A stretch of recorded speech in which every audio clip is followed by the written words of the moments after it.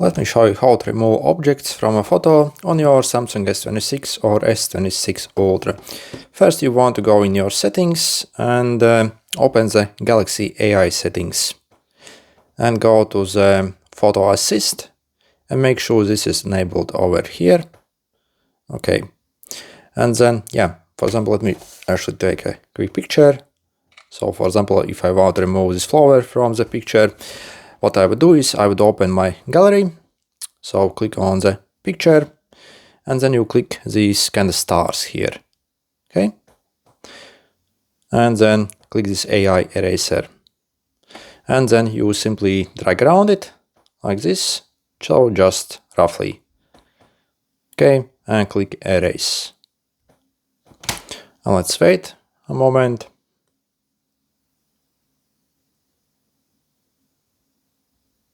Takes maybe like 7 or 8 seconds. Let's see. And you see, yeah, absolutely perfect. Good luck.